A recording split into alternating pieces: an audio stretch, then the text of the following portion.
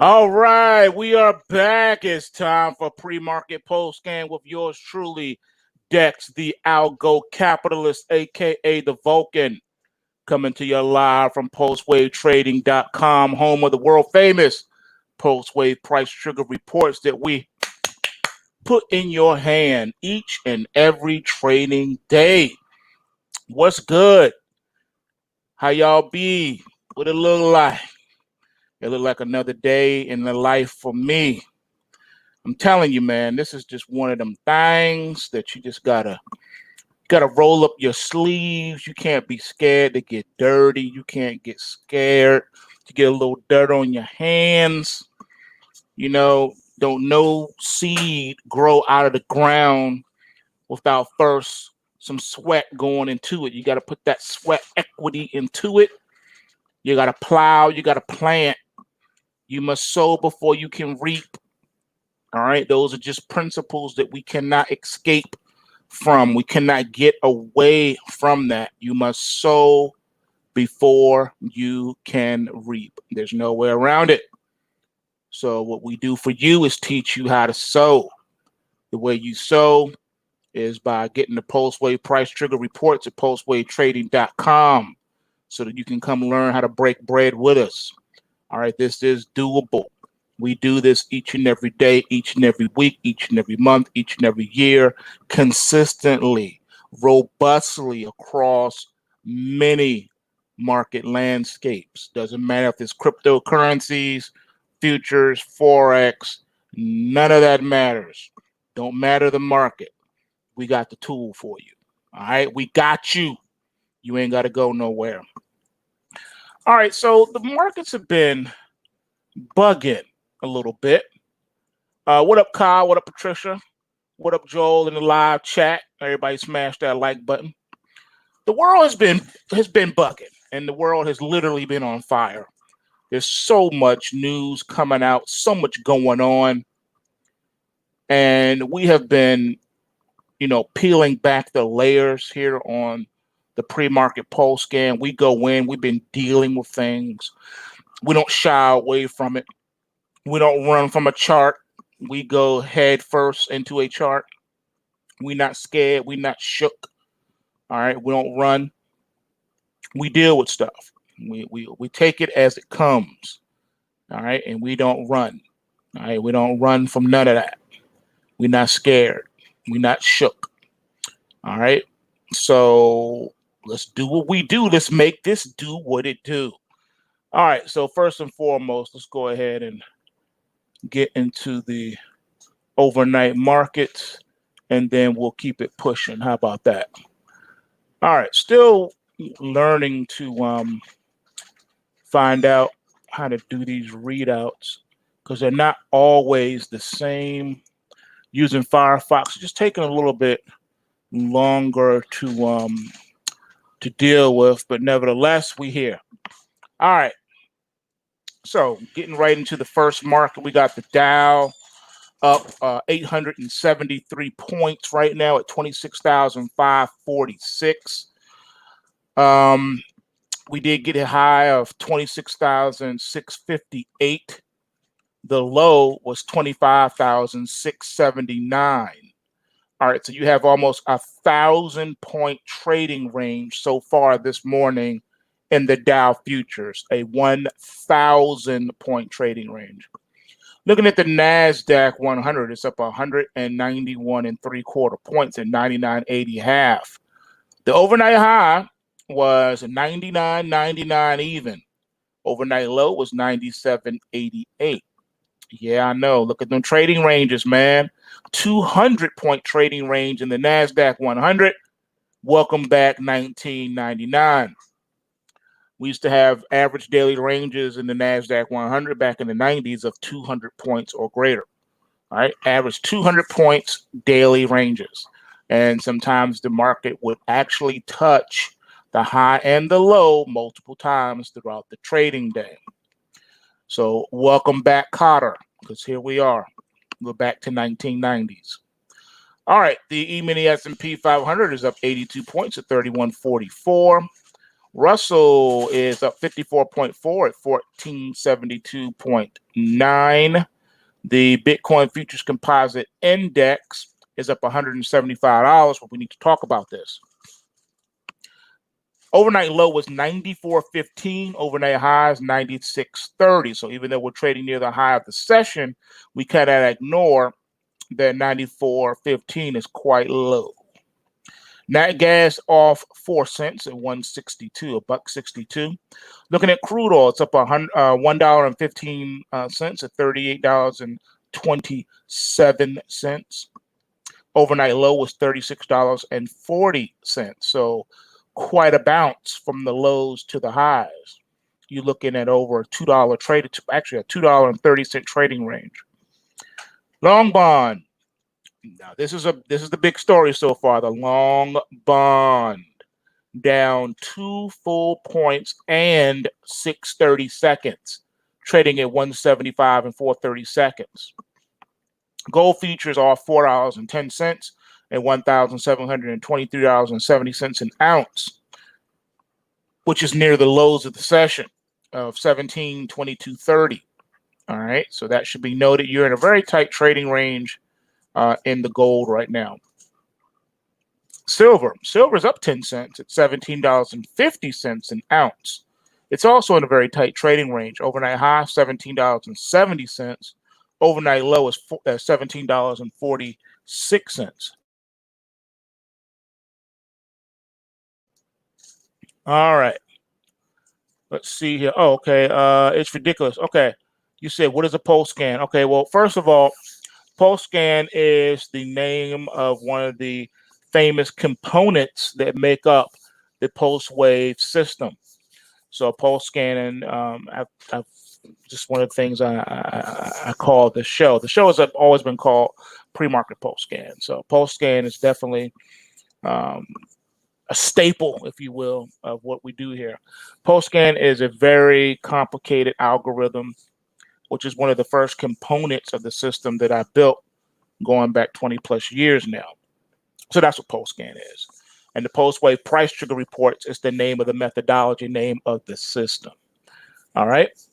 So just wanted to let you know that. Yeah, you're right, Tony. You're right. There was an Epstein in the Welcome Back, Kotter. Kotter, actually, not Carter, it was Kotter.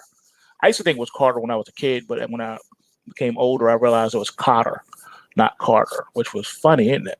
So that's a weird name. All right. Yeah, so hopefully that answers your question on what the PulseScan is. And if you would like to know more about that, you can go to pulsewavetrading.com and you can check that out.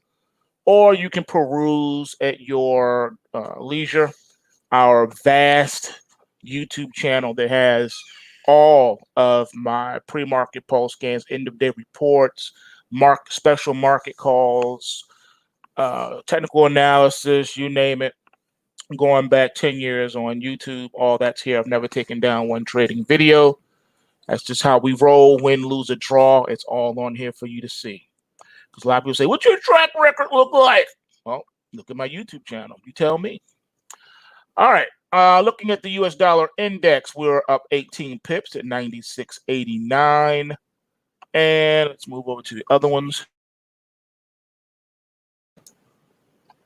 The euro dollar is down 42 pips, trading at 112.99. Pound sterling up 53 pips at 126.45. Aussie dollar is up 8 pips at 69.24. Canadian dollar down 25 pips at 135.42. Euro yen down 37 pips at 121.14. Dollar yen is up 9 pips at 107.43. And the New Zealand dollar is down 6 pips at 64.67. So the Kiwi is trying to hang in there. It should be noted that for the most part, these currencies are kind of like stuck in a little trading range right now, not really moving, up or down too much, just kind of like chilling, kind of like hanging out today, not really doing much, excuse me, at all, not triggering on nothing, just just chilling. All right, looking at food. Last but not least, we got soybeans up 2.5 points at 871.5. Corn is up 2.25 points at 331.5, and wheat is down 1/4 point at 504.5. And that is our overnight markets. Now it's time to get into, let's see what else we got going on here. Oh, you want to know what's up with that? All right, hold on. I'll pull it up for you. Hold on. I got that data for you. All right, as of right now, the yeah, your ZAR is off right now. It's down. It's down. Let's see. Last trade on this one is at 1698.54 on the South African rand. Okay, that's where your rand is right now. It is off 70. I'm sorry. It's down. Now, because I'm using the ONA, it gives the raw data. So it's down to technically 1,275.2 ticks. All right. That's how that's recorded. Okay. If you look at where you closed yesterday, it was at 17.1122. And here we are at 16.9758. Because this one trades in all 4 decimal places, that's why it's giving it up like that. So it's looking at, you know, that many pips. It's big when you look at it, but not really. You just move from 17 to 16. So what would be 100 pips normally, because this moves 4 decimal places, you got to count it as each place to the far right is a tick, really. So if this was any other, any of the 2 decimal type ones that move, we would say it would be down 144 pips. But because of how this moves in the Mexican peso, how they move, we got to call it as pips. I don't like saying it because it makes it sound like it's worse than what it is. So I give it ticks, only because of that and the way it moves. You know what I'm saying? Like if you look at the New Zealand dollar, technically speaking, it's only down 8 pips, literally. But it moves 4 decimal places also. But it doesn't move as much as the Mexican peso or the South African rand, because they trade all 4 decimal places to the right. It actually gives you all that smoke. So you're looking at thousands. Like for instance, the Mexican peso right now, if you want to be technical, it's down 2,713 pips. See what I'm saying? But technically speaking, you know, that's not technically a lot per se, but because it is what it is. All right, so I just wanted to throw that out there because I know it sounds crazy, sounds like a lot, but no, when you break it down, I mean, it is a lot because these particular markets are really expensive to trade because they trade in all decimal places to the right, and they have very large swings because of that. So like, wherein you could actually trade the Japanese yen right now, which is trading at 107.42, and you could put a stop at 106.42, right? Give it 100, give it about 100 pips to run, right?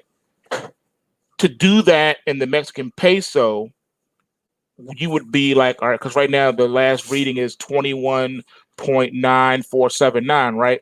You would have to say, okay, if I'm gonna risk 100 pips there, you have to trade it at 21.9379, right? And because of the volatility of this one, you will run a very high risk or probability of getting stopped out. See what I'm saying? But that's how you would have to do it, because it's more volatile and it moves more, even though technically, if you looked at it from a percentage standpoint, it moves less. It's just one of those nuances of Forex. You got to be careful because some pairs are like 100 times more volatile than others, and you're risking, you know, a lot more. So the best way that I always tell people to do it, I like micro Forex because I can manage my risk a lot better. I can control my pips a lot better. Most static brokers, you're trading whatever their minimum lot size is. For a lot of places, that's probably, you know, $1 a pip is where they start off at. They don't go any lower than that. And then they work their way up from there, $1 a pip, $10 a pip, whatever. And that could be extremely expensive when you're talking about trading the Mexican peso or the South African rand.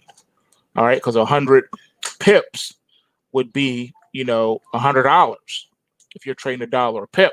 And this thing, as you just seen, it's the Mexican peso is up 2,000 pips right now, 2,600 pips.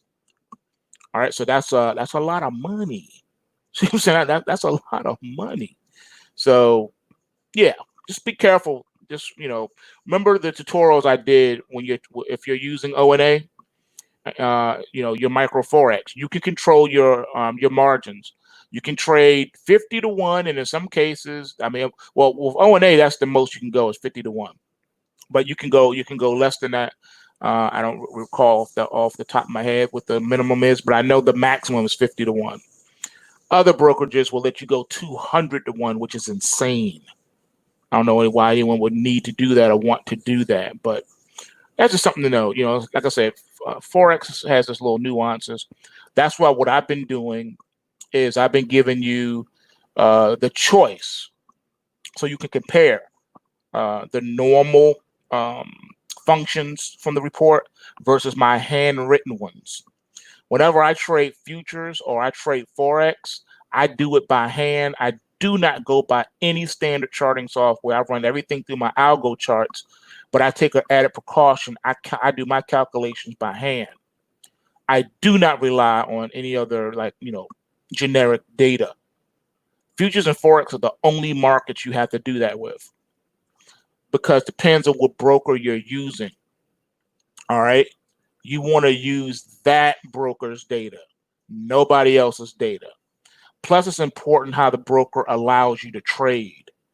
Some brokers have different setups on their interbank platform, which will tell you what order types they'll allow you to use. Most of them are pretty standard. They allow stops and stuff like that. But then some of them, they get you on the spread. The spread may be wider, and then, it depends on what time of day it is or what time of night.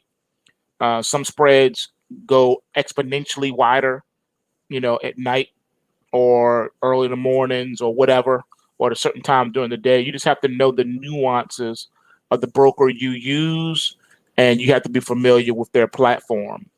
And unfortunately, you probably would need to use their data. ONA is very unique in that way. That's why if people who come on, I say you probably want to open an ONA account, because that is the broker that I am most familiar with and has been using the most. I used to use Forex.com too, and they were pretty good, but they're not micro Forex. All right, ONA is. So somebody will say, well, why do you want to do micro Forex? Why do you want to trade at a penny a pip? You're not going to make any money doing that. Well, again, it depends on your strategy.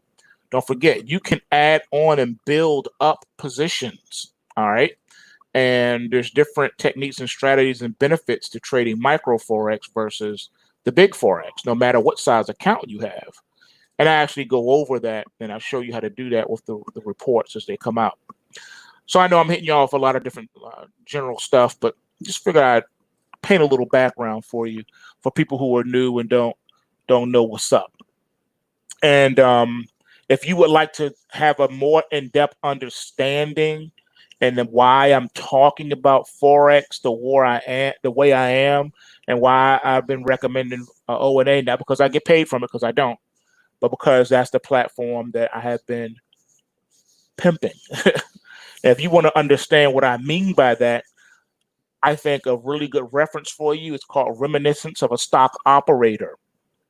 I think he explains it the best in that book.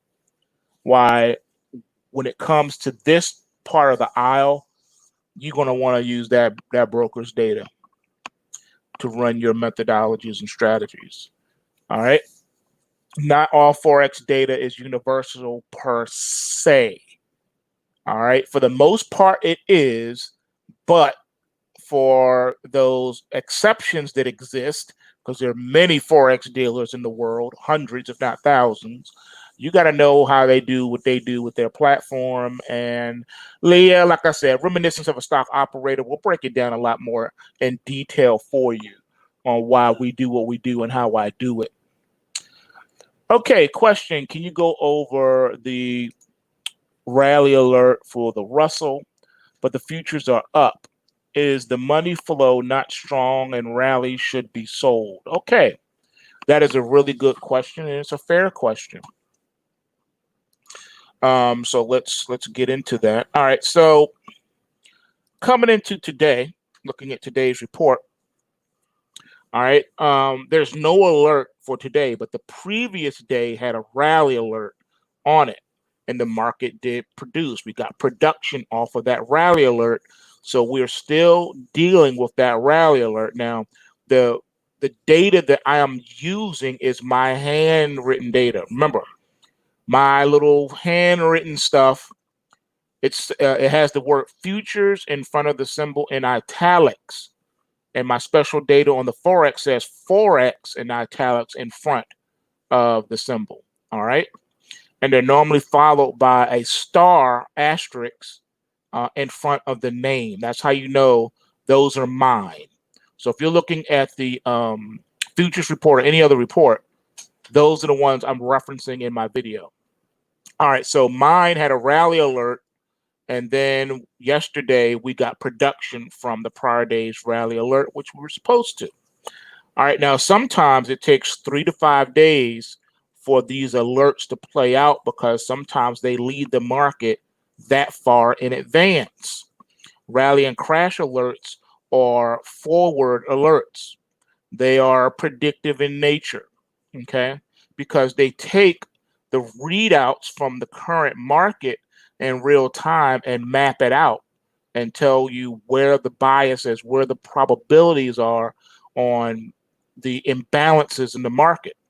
If there's an imbalance, meaning there are more sell orders at a particular price point than there are buy orders, then we will make a note of that, and then that takes into consideration among a whole bunch of other factors too.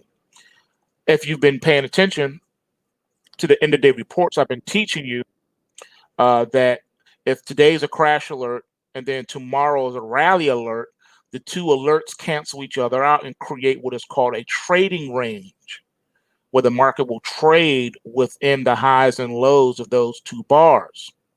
There's a 2% chance that the market on the next trading session will break out outside of that band, all right, either up or down. If that happens, then that means the market is prepared to run in that direction. It's chosen a direction immediately, and you have to, follow the money flow. So that's how that works. So the alerts are valid until you get another alert in an opposing direction. So if a rally alert, let's say this is day 3 of a rally alert and the market hasn't rallied yet, it's still active until it gets to day 5, right? After day 5, it becomes invalidated unless we get a new signal. That's how that works. But 9 times out of 10, and in some cases you can almost say 10 out of 10, those alerts will play out within the next 3 to 5 days. It's just the way it is. You don't have to take my word for it. You can check it out yourself. It's just the nature of the markets. It's just what they do, and that's just how they do it. All right. I don't know how. I don't know why. I just know that it does it. And that's what we do there. We show you what works, not what doesn't. Nothing works 100% of the time. And the reason why you have to say that, even if something has worked 100% of the time historically, going from today, going back 100 years, you still cannot legally say this works 100% of the time. You can say this has worked 100% of the time, but you can't say it works 100% of the time. The reason why you can't say it works because that statement is future looking, forward looking, meaning that if you say something always works, that means no matter what happens in the future, it better work because you said it always works. So if something has worked 100% of the time from today going back to 1,000 years, you can say this methodology or this particular thing has always worked 100% of the time. That's why they give you the disclaimers, and you have to say past performance is not indicative of future results because things can change. See what I'm saying? So that's why you have to say it like that. It's not legalese per se. It's actual reality. It's truth. It's facts, right? There's always a chance that something that has worked perfectly in the past can break down and no longer work for a variety of reasons. That's why you have to preface it and break it down so that people understand that. I learned a long time ago, you cannot assume anything. Never take it for granted that people understand what you are saying. No matter how much experience you have, I can never take for granted that you know, comprehend, and understand or overstand what I am saying at any given point in time. That's why I always take the long way around when I explain stuff. Sometimes it's good to have a primer, revisiting the basics when you're explaining something. It may sound a little tedious and boring to those that already know, but then when you hit them with the why and you add the new part to it, the new component, then they're like, oh snap, what was that you just said again? Oh, I didn't think of. Oh, I didn't know that. See what I'm saying? So that's why I speak and talk the way I do. Because as an educator, you never take for granted anything. I don't care if I don't care if every single last one of my listeners had a 400 IQ. It's irrelevant. I still have to explain it because you got new people that may be listening and they're uninitiated. They don't know what you're talking about. See what I'm saying? So you got to break things down so that people can understand you. That's why I do what I do. Capiche? All right. Let's keep it pushing. So the rally alerts will be different in these Forex and futures pairs that do not have the word Forex or futures in italics ahead of it because they're using a different data set. All right. My handwritten data set is always going to be different than the actual data sets. All right. I massage my numbers. I do funny things with my numbers. I do weird paranormal things with my numbers. Okay. Straight up. I do things different than what most people would do. I do things. I'm almost willing to just put it out there and say I don't believe there's anyone else on the planet that does what I do in the way that I do it. I use indicators and other things vastly different than everyone else. Some people would laugh and have laughed in the past and said, "You don't know what you're talking about. You don't know what you're doing. That's not how you use that indicator." You're right. That isn't the way that you use those indicators. It's the way I use those indicators. All right. Because I know something that you don't. All right.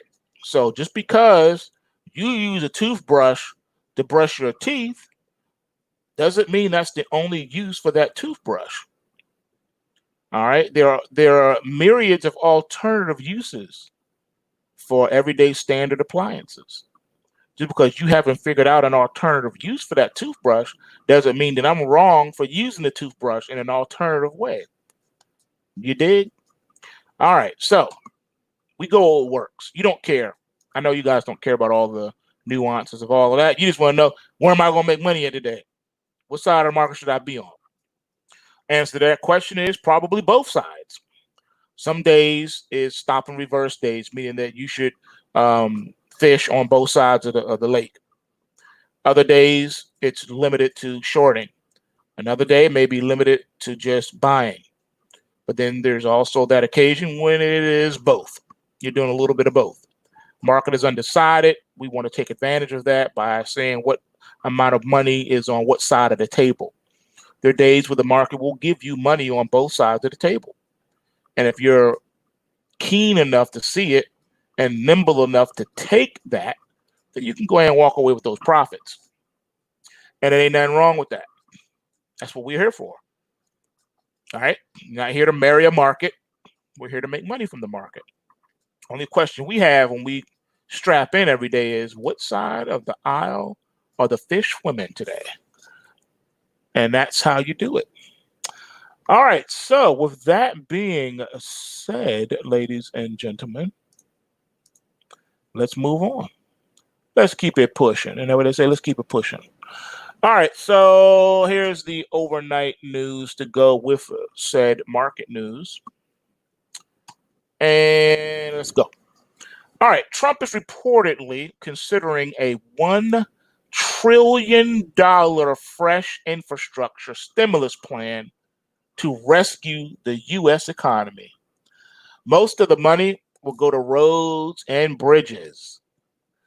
But, drum roll please, money will also be directed to 5G wireless and infrastructure broadband sources, told Bloomberg.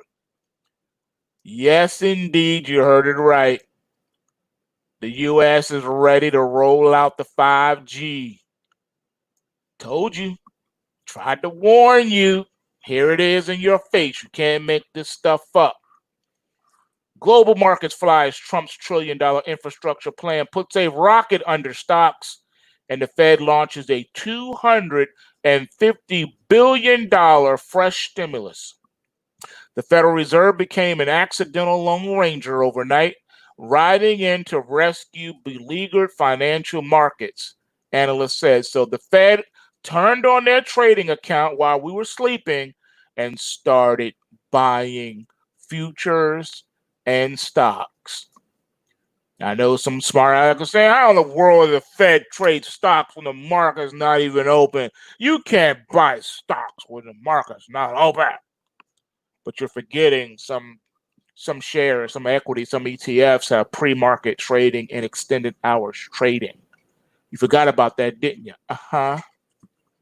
The IEA warns global oil demand will drop by $324 million a day in 2020, which is this year.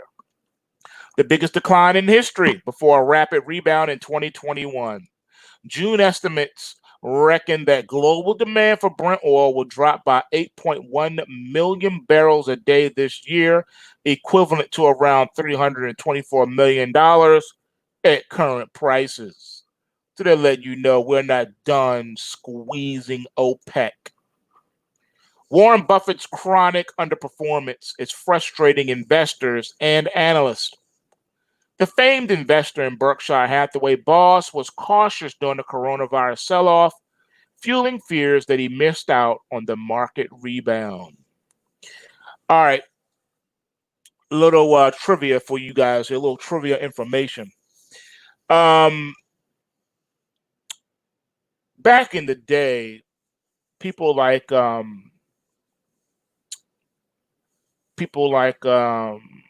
Buffett and people like Bill Gates and other mega wealthy people, they would rotate their portfolios on an annual basis.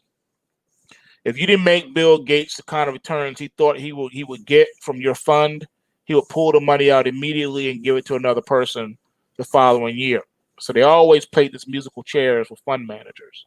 That's nothing new. So Buffett should be concerned because whatever huge investors he has in his fund, probably, if they haven't already, are strongly considering pulling out and throwing their money behind someone else. That's just what they do. They have zero tolerance for underperformance, and they move their money around annually. Apple just got hit with 2 European antitrust probes into the App Store and Apple Pay. The investigations will focus on Apple Pay and the levy Apple imposes on in-app purchases through the App Store. So now they're telling you how to run your business, and what you can do with your own technology. Interesting, isn't it? Fed Chair Powell is set to reiterate that the U.S. faces a long economic recovery and call for more fiscal support. On Tuesday, Powell is set to begin the first of 2 days of testimony before U.S. lawmakers. SoftBank-backed ride-hailing firm Grab is set to announce layoffs. Southeast Asian ride-hailing and payments firm Grab is set to announce layoffs on Tuesday, which is wow. Earnings expected. Oracle and Ashstead are set to report their fourth quarter results. On the data docket, we got U.S. retail sales, the 52-week bill auction, the Federal Reserve Chairman Jerome Powell's testimony. All of that is scheduled for today. So quite a lot going on, as you can see, around the ponds. All right. Are y'all ready to roll up y'all sleeves and dial in? Are y'all ready to get busy? All right, because now it's time to go in. It is time to go in. I hope you guys are ready, because this is what we do, y'all. This is what we do. All right, this is what we do. We go in. All right, and we deal with stuff. All right. United Nations openly hijacks U.S. police departments. Dun, dun, dun. National unrest is on the rise in America as Democrats demand civility for Black Americans while not showing a shred of civility toward the rest of America. Sky News recently reported on a scientific study which found COVID-19 may have been a cell culture uniquely adapted for transmission to humans. The paper currently under peer review comes from Flinders University professor Nicola Petrosky, who has spent over 2 decades developing vaccines against influenzas.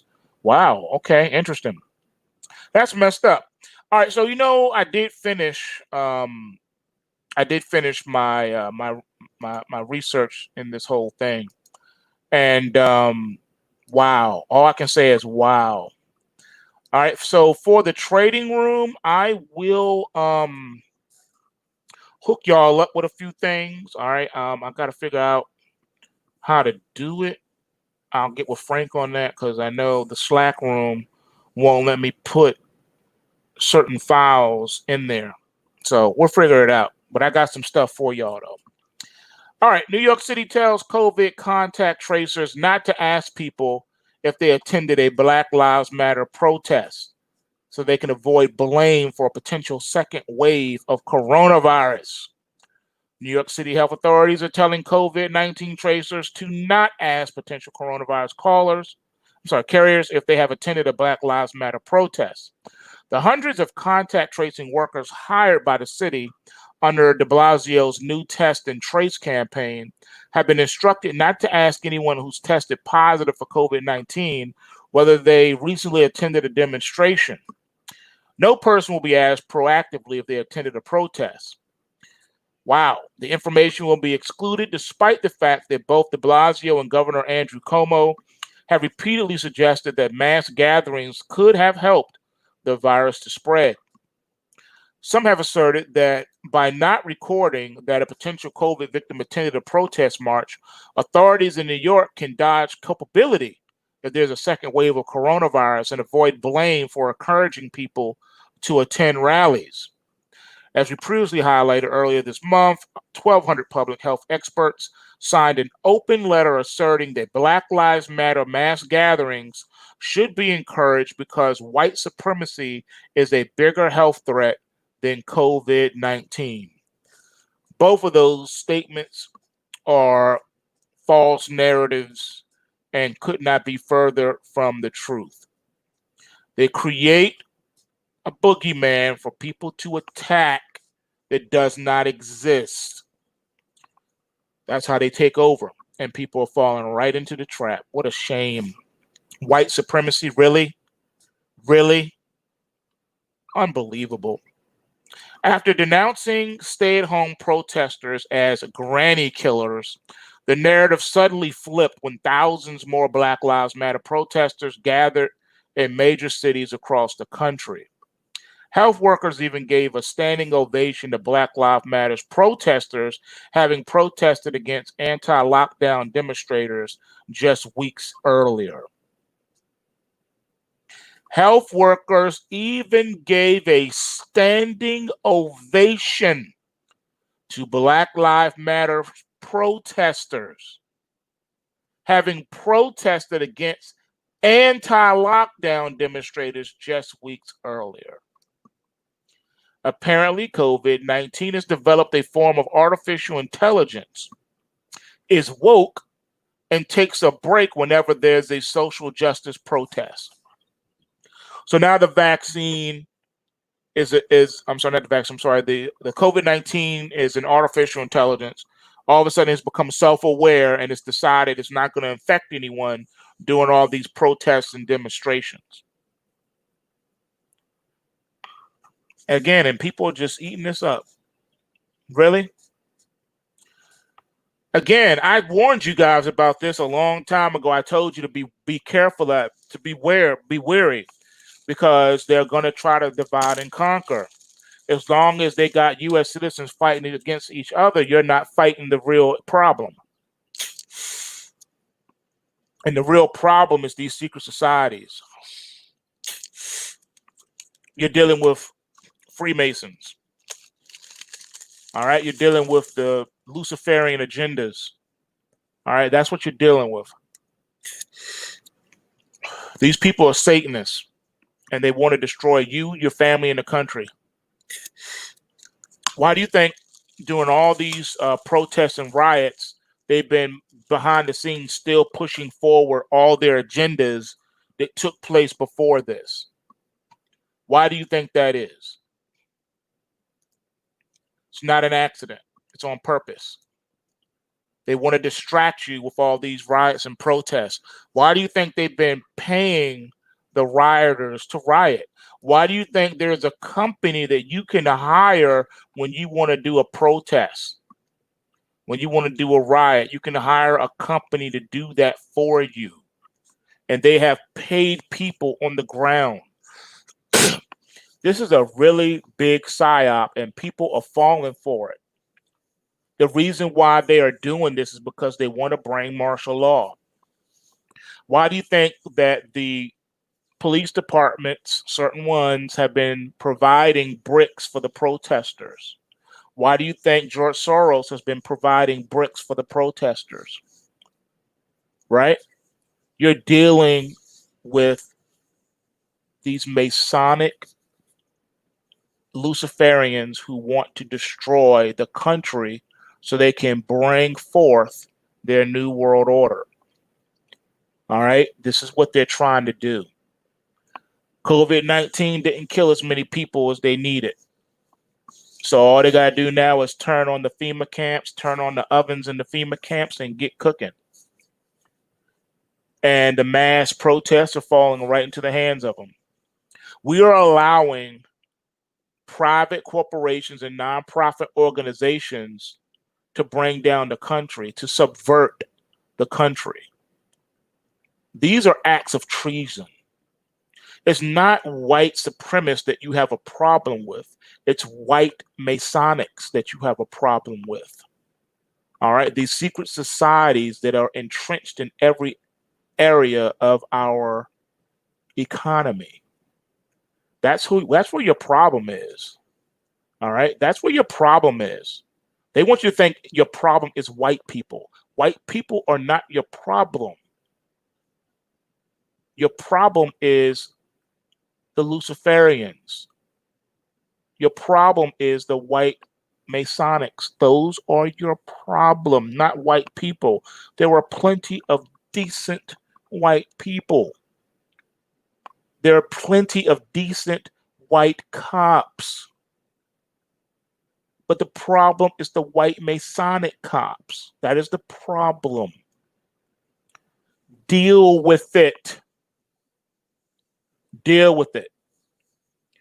Now, we've already broken down on this lie that there's no such thing as white or black. There's no black man. There's no white man. All right? That is not a nationality. Oh, what nationality are you? Oh, I come from the country white. Where do you come from? Oh, I come from the country black. No. Doesn't exist. It's something that they created to divide the people. It's divide and conquer. Who do you see causing most of the mayhem during these riots? It's white people. You got to understand what's going on. You got white Luciferians causing the mayhem. George Soros is funding this because he is a part of the secret society. That's why he's giving his money to it. All right. Now, I got some stuff for you. For those that don't believe me, I got stuff for you. All right. Oh, I have the what to do also on how to deal with it. I told you what to do. All right. You really want to know what to do? I don't know if everybody's prepared to do this, but I got it for you. I'm gonna figure out how to get this to you. I'm gonna do some looking into it, and I'm gonna figure it out. We're gonna figure this out, because this information you have to get in your hands. You have to have it. Okay. The way that you fight against this is to be, first of all, aware of what's going on. You got to have the facts. You got to have the truth first. Once you have that, everything else flows from that. Everything else flows from that. Okay. I'm gonna look into it. Matter of fact, now that I'm thinking about it, give me just 1 second. I'm gonna see if perhaps this is already up. It's not my work, someone else's work. So I want to see. It was banned off of social media, obviously. So I want to see if it's available elsewhere. Let me see. Because if it is, I got you. Just hold on a second.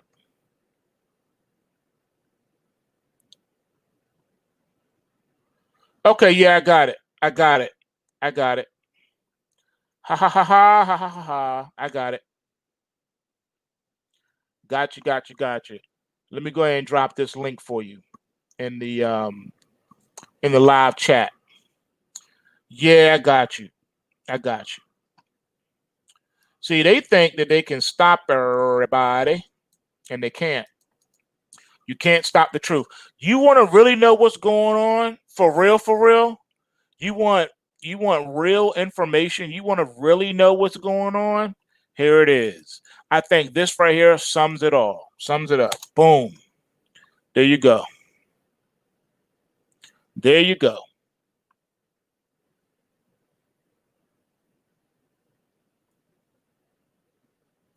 All right. Now, some places are already blocking certain websites.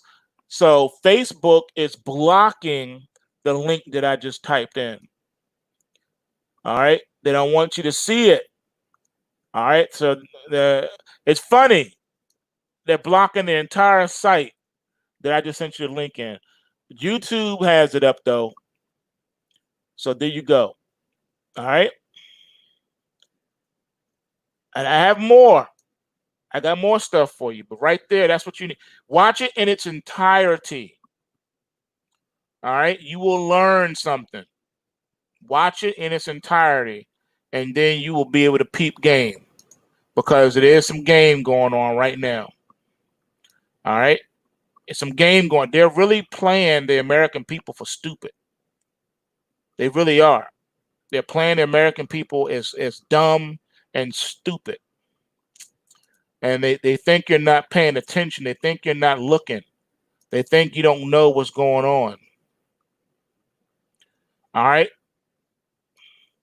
See, we do have deep state elements operating within this whole protest movement. Revolutions are often seen as spontaneous. It looks like people just went into the street, but it's the result of months and years of preparation. Hear me. It is very boring until it reaches a certain point where you can organize mass demonstrations and strikes. If it is carefully planned, by the time they start, everything is over in a matter of weeks. And that's a quote from the Foreign Policy Journal. Does anyone believe the nationwide riots and looting are a spontaneous reaction to the killing of George Floyd. It's all too coordinated, too widespread, and too much in sync with the media narrative that applauds the mainly peaceful protests while ignoring the vast destruction to cities across the country. What's that all about? Do the instigators of these demonstrations want to see our cities reduced to urban wastelands where the street gangs and Antifa thugs impose their own harsh justice? That's where this is headed.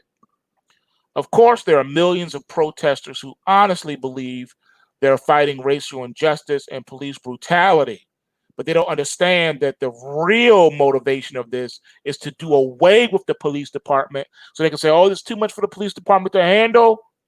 Let's bring in the UN.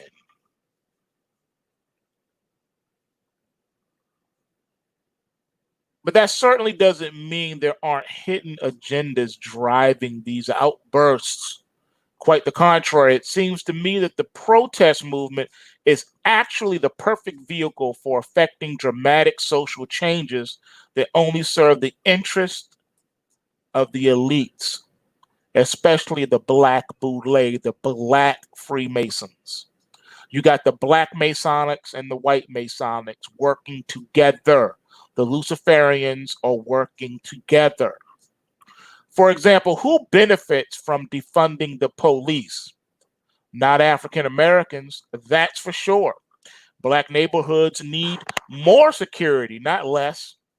And yet, the New York Times lead editorial on Saturday proudly announces, yes, we mean literally abolish the police because reform won't happen.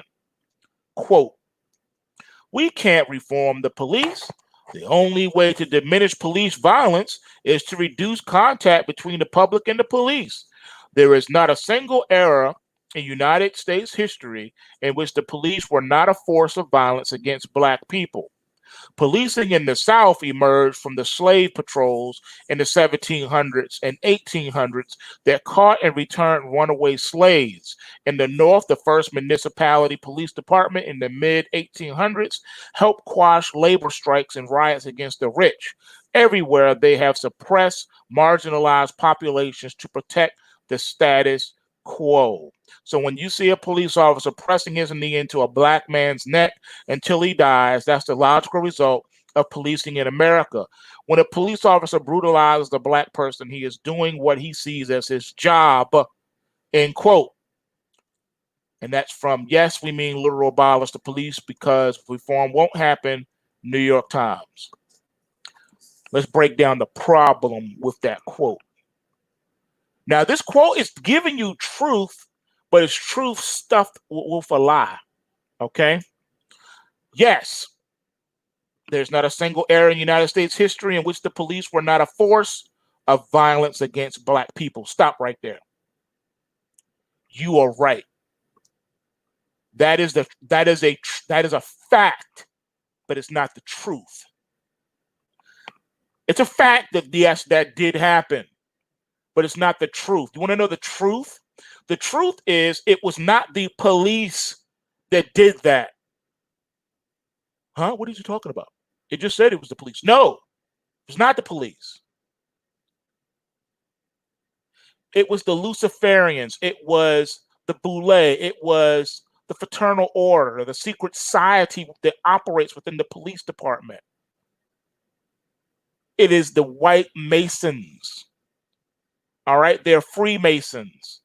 They are the hit squad for everyone else in the secret societies. Remember the Ku Klux Klan, all of that? All of these people are representatives of the Democratic Party. Everybody got it twisted. You got all these so-called Black leaders that are Democrats foolishly and ignorantly forgetting that it was the Democratic Party that was the slave drivers in the South. It was the Democratic Party that tried to assassinate and destroy all, and I do mean all, of the Black Wall Streeters. It was the Democrats that were the racists. It was the Democrats that created the Ku Klux Klan and lynched your family members. It was not the Republicans. The first Republicans were black. As a matter of fact, the first 150 Republicans were black. Black. Let's say that again. Republicans were founded by black people. Democrat was put together by the Masonics, the white Masonics. That is who is doing the dirt right now. All right? Do you hear what I am saying to you? The Democratic Party is satanic. It is controlled by the white Masonics. All right? Okay? They control that party. How did black people join the Democratic Party? Through lynching. The white Masonic Democratic Party knew that they needed to get a foothold on the opposition. And so how did they get control of them? By the lynchings. They started murdering black Republicans and left them with no choice but to either join the Democratic Party or die. That's why you see all the black leadership joining the Democratic Party. All right? Do some homework. Do some research. Watch the link I just dropped in the live chat. It will document everything I'm saying to you right now. This is what they don't want you to know. They have put walls and moats around the truth. They are not protecting the truth. They're preventing you from getting access to the truth. Censorship is not about silence. Censorship is about protection, protecting the truth from you, keeping you from the truth. These are facts. All of your black leadership is on the take and part of the black boule, part of the black Masonics. All of them. All of them. All of them. And they're all Democrat.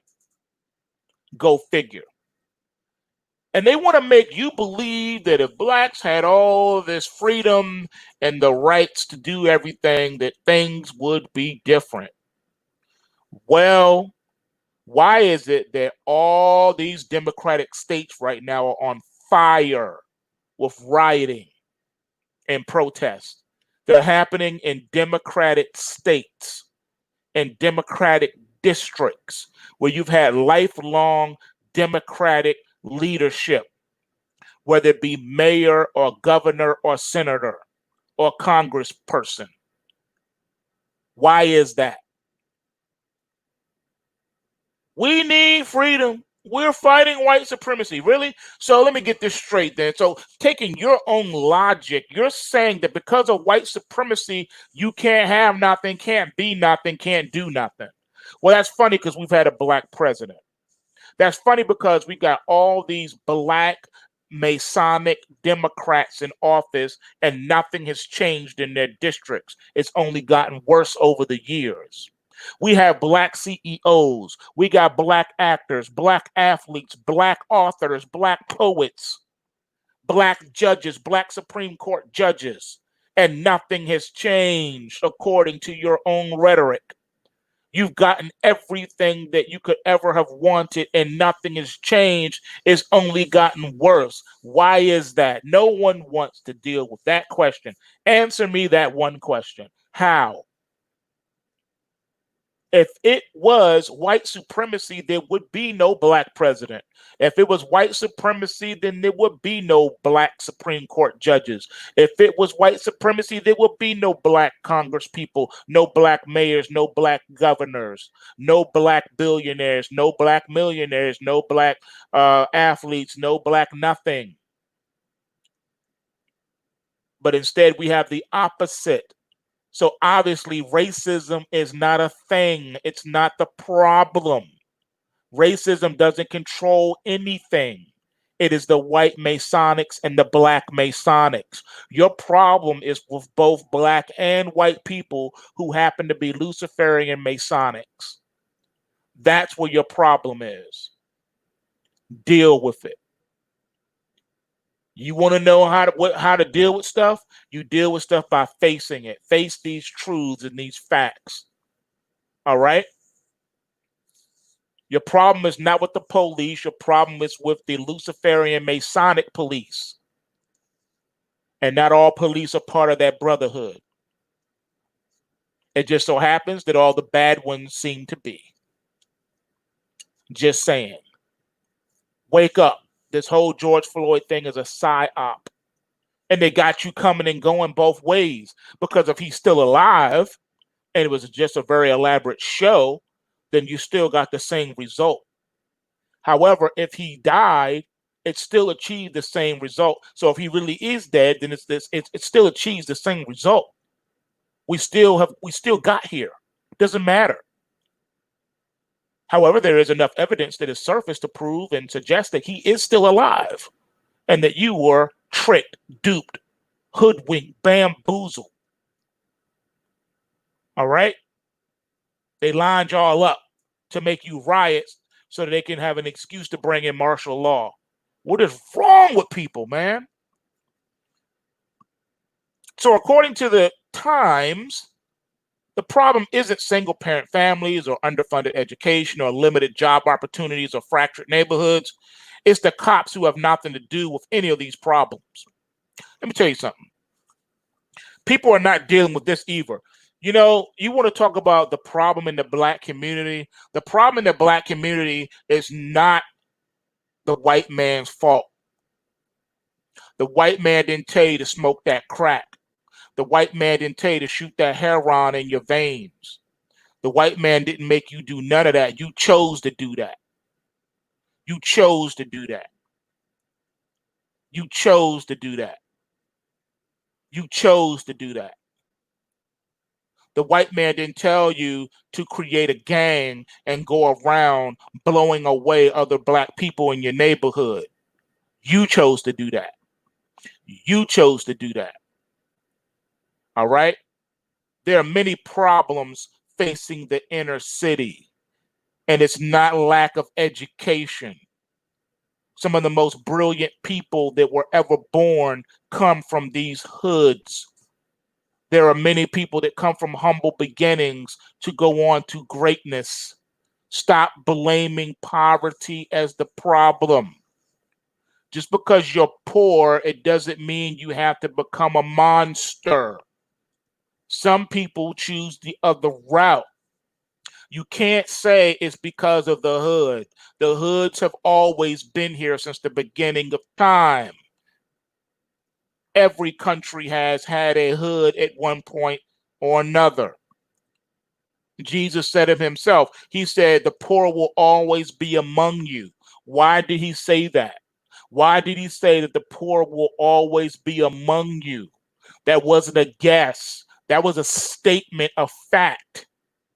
There are multiple reasons why people fall into poverty. You cannot just paint poorness with a broad brush. Some people are poor because they have the unfortunate situation of being born in a third world country where the country is being mismanaged and misran. They are made poor by their own government. There are many factors that cause poverty. It's not just people that make bad choices. Some people are poor because they've made poor choices. Some people are poor because they have diminished mental faculties. Some people are made poor because of physical disabilities. Some people are made poor because of external circumstances. A child who was born into a middle-class family, and by the time the child is 6 months old, his entire family is wiped out in a tsunami, and he is now left an orphan. That is not his fault that those circumstances created an impoverished situation for the infant. There are many numerous factors that go into play. That's why you have to take things as a case-by-case basis. Is this person poor because they were lazy and didn't want to work? Is this person poor because they're a drug addict? Is this person poor because they're an alcoholic? Is this person poor because they have a gambling addiction? Is this, there's so many situations. Then you have what is called the working poor. People who work hard every day, work 2, 3, 4, 5 jobs, all right, and are still poor because they make minimum wage. They have dead-end jobs where there's no career advancement, and they're stuck in that. All right, there are different reasons, modes, and methodologies and circumstances that can create poverty. Some people are poor because of war. All right, there's so many different reasons. You have to look at each individual case by case. So that's that general setting. But then you got the problem. We go back to what is the problem with the inner cities, specifically the Black family. Before the 1960s, the Black family was stable. The Black family was even more stable during slavery than it is now. I repeat, the Black family was more stable during slavery than it is now. Go from 1860 up until 1959 and take a look at the statistics for the Black family. Most families were mom and dad. Most Black families had both parents in the home. Yes, more than you have today. You had less single mamas, baby mamas back then than you do today. Facts, truth, deal with it. Deal with it. All right? Now let's look at what happened to the breakdown of the Black family. What happened? You can't say, well, the Jim Crow South. Nah, because back during Jim Crow South, we had more Black families together than we have now. How do you account for that? How do you account for that? You can't. That's where your logic breaks down. That's where your logic breaks down. You can't. If you take issue with what I just said, let me direct you to some information that can be a blessing to your life. There's a book written by a man named Thomas Sowell. He wrote a book called Black Rednecks and White Liberals. Why don't you go ahead and peep that book and then get back to me? It's full of statistics. The bibliography is lengthy. All right, since you want to look and research that. Everything I'm saying to you is documented. It's documented. All right, it's not speculation. It's documented. The Black family is the way it is because of Black people. Now, I know what you're going to say. You're going to say, yeah, but what about how the Democrats and how the Masons, the white Masons and the Black Masons work together with the Democratic Party and the CIA to bring crack into the inner cities? What about that?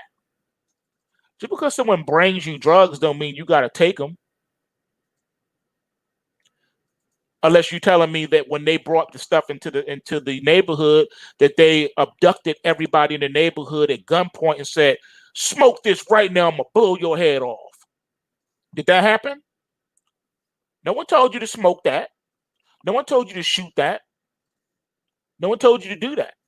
No one told you, Black man, to hustle that to your own people. Huh? Last time I checked, I don't know one drug dealer that was made to hustle on the corner to scramble, all right, at gunpoint. Yo, hustle this right now, I'm going to blow your head off. Didn't happen. It didn't happen. Now, let's look at another phenomenon that happened. See, you got to look at the phenomenons, people. The phenomenons, okay? Now, they say there's no new thing under the sun, right? To some extent, everything that we see existed in the past in some way, shape, or form. But there's another issue with foot we need to deal with. All right, now, we got to go. I know it's uncomfortable, but you got to put on your big boy pants, your big girl pants, and you have to get down with the get down. Roll up your sleeves. Take your medicine. All right? So, something unique happened. All right? Something very unique happened in the inner cities between the 1970s and the 1980s. Something that never existed, that never happened before, happened. You know what happened? Rap music happened. Hip hop. Out of nowhere, all of a sudden, we got hip hop. We got rap. Nothing wrong with rap. Nothing wrong with rap. Rap is a form of poetry. It's art. It's music. And it has its foundations going back thousands of years. I covered that in the origins of battle rap. If you missed that live, you can go ahead and go to my channel, PulseWave Trading, here on YouTube, and go ahead and pull up the origins of battle rap, and you can get that information. All right, so, but with this hip hop and this rap, again, nothing wrong with that form of music. All right, I appreciate multiple forms of music. All right, I enjoy all types of music. All right, but then we had something special that happened though. Now, when rap first came out, you know, most people can trace their exposure to rap back to the Sugar Hill Gang, right? And the other joint, don't push me, cause I'm close to the edge. I'm trying not to lose my head. It's like a jungle sometime. It makes me wonder why I keep from going under. All right, people can trace it to that. When rap first came out, rap was conscious. It was conscious. All right, most of the rap was conscious. People were talking about things. They were telling the truth about what's going on in their surroundings, in their neighborhood, in the hood. It was conscious. All right, and then you had KRS-One, Boogie Down Productions. You had the teacher. The teacher was schooling you about history. The teacher was going in. And to be quite honest, if you want to use this label, you can say KRS-One technically was the first truth teller, the first conspiracy theorist, because he was explaining things that you would go on to be awake to and understand fully 20, 30, 40 years later. All right. One of his famous lines was, they create missiles while people eating gristle. Then they get upset when the press blows the whistle. Remember that? That's from the By Any Means Necessary album. If you don't know about that album, you need to go and you need to check that out. You need to go and download that album. Go buy that album, download that album, because it's a classic album, one of the greatest albums of all time. By Any Means Necessary. All right. Then you have Public Enemy. All right. Conscious. He came out with something that blew people away when he said, I got a letter from the government. I opened and it said they were suckers. They wanted me for their army or whatever. Picture me giving the blank. I said, never. All right. He was telling you something. He was warning you about the military industrial complex. He was trying to tell you something. Were you listening? Now, to be honest, all right, we have to break something down here because people don't realize this. So I'm going to put it out there. Most of the greatest rappers of all time are in their late 40s, 50s, and even early 60s today. All right. Now, something happened though, but then you had X-Clan came out. Remember Brother J and Professor X with the keys, sissies. Remember that? All right. So then, they were Afrocentric. They were talking about, uh, uh, Egyptology. Okay. They was putting you on to Egyptology. Okay. They was putting you on to all of those things. All right. You had people like that came out. You had a whole bunch of other conscious people that you will not even know their names, and I can't even name all because I know I'm gonna forget some. If you don't know some of these people, some of these albums, I suggest you go look at the discography of KRS-One or Boogie Down Productions or Chuck D and Public Enemy. All right. With the Chuck D Public Enemy, I would suggest the album It Takes a Nation of Millions to Hold Us Back and Fear of the Black Planet. You need to peep them two albums and see what you learn on that. All right. Again, warning you of things back then that's happening right now today. All right. You had conscious rappers talking about real stuff. Chuck D and KRS-One were the predominant dudes there of the conscious rap. They was breaking down some things, explaining your government to you, explaining some history to you. All right. Another album of KRS-One. I can't remember the title of this. Y'all can probably help me with this. What's the because this is back with cassette tapes. What's the cassette tape? It's gold in it, some gold. I know gold lettering, big thick gold lettering. It's the song on there, Beef. Y'all know what I'm talking about? Beef. Edutainment. There you go. Edutainment. All right, edutainment. Edutainment. Go ahead and cop the KRS-One Boogie Down Productions Edutainment album. All right, go ahead and cop that. All right, because he was telling you some stuff about that too on the Edutainment album. Yeah, Criminal Minded, KRS-One Boogie Down Productions is classic. Classic. One of my favorite songs on that album is Poetry. Let's see. So you had a ton of classic rap, right? Then you had something else that happened in the late 80s, but like around 88, 89, something happened. There was another shift that happened. All right. So we going in order. I'm still in the 80s right now. I didn't hit 90s yet. We in the 80s. I see your poor righteous teachers down there. I see that. We're gonna get to that. All right. So around 89, that's when you had something changed. 88, 89, something changed. All right. Now you have the origins of gangster rap. Gangster rap came in and changed everything. Everything. All right. We're going to have to sidebar here for a moment because this is going to get a little deep and it's going to hurt some people. So we need to go in. All right. Let me lay some ointment out on the table for y'all that may have some wounds. You can lick these wounds. All right. Let me be the first to admit that I appreciate the rap genre. All right. I used to rap back in the day.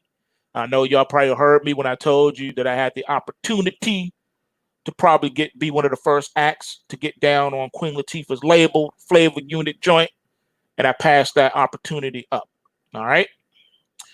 I was nice. I had mad skills. All right. So I appreciate rap. But see, there's a culture that emerged in rap, and that was hip hop. Hip hop became the spiritual aspect of rap. All right. Hip hop. You have your 5 elements and all that stuff. All right. That came about. That was the other side of rap. Rap wasn't just rap. It was part of hip hop. All right. And what happened was, you went from conscious to gangster rap. Okay. 89 sparked all of that. Really, technically 88, because the NWA's first album came out in 88. Okay. But But you can make an argument that they were not the first gangster rappers. You could make an argument that the first real gangster rapper was Just Ice out of New York. Just Ice. Y'all youngins probably never heard of Just Ice. Don't know nothing about Just Ice and lyric licking. All right, you don't know about lyric licking. All right, so Just Ice came out. He was the first hardest dude out there spitting some gangster rap elements. All right, you had Just Ice, but then you had another dude though that can also make a play on that. This is before NWA. This is before I ever heard of an NWA. You got to give it up for your man Ice-T. Ice-T, you could say, was the true original gangster rapper. Ice-T. And I think the name of that album I'm referring to it's called Ice-T, I think. Yeah, sorry, folks. If you don't believe me, I double dare you to go and do a discography look up on Ice-T and look at his first joint, if it's even available still. His first joint was the first gangster album, period, hands down. I didn't say gangster rapper. I said gangster album. All right, period. All right, Ice-T's that my best friend at the time. He had a car, and we would be driving to school in the morning back in high school, and he was in love with some Ice-T. He played that album every day that we went to school. He played none but Ice-T. He liked the Ice-T album more than he liked the Paid in Full album by Rakim. Now this goes before Power. This is before that. This album, he broke down the whole life.